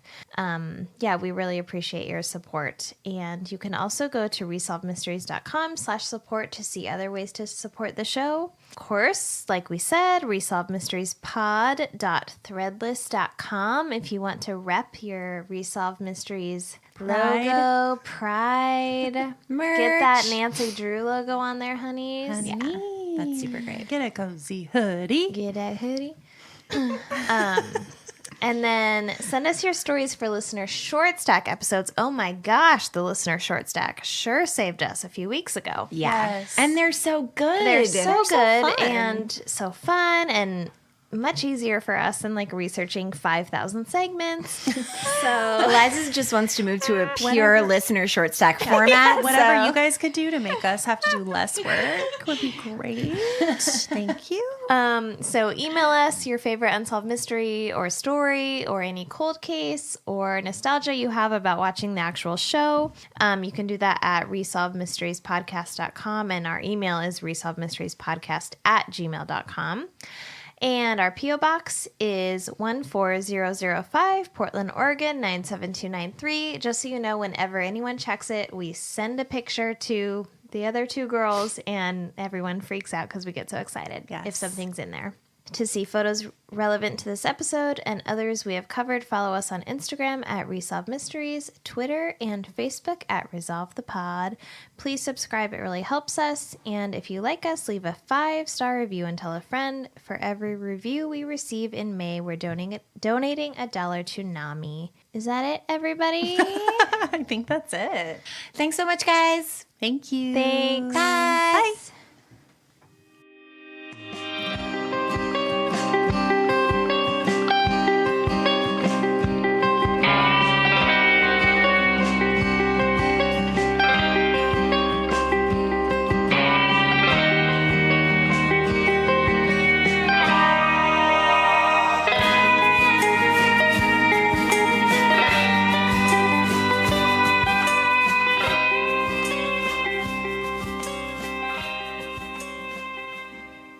Yeah, I agree. That is a terrible photo, and that's one of the only photos you can find of him. Yeah. Wait, Eliza, what was that one you were looking at? That's your boy. That's Thomas Sawyer. That's Thomas Sawyer. Oh my God. Dinky Donkin. No. Dinky Donkin. Small face. He's got a Big small head, face. tiny feature. Big head, tiny face. Poor Tom Sawyer. I'm sorry. Man, we're raking him over the I hope coals. his family never hears this. I'm sure they won't. I'm sure they I won't. don't think we need a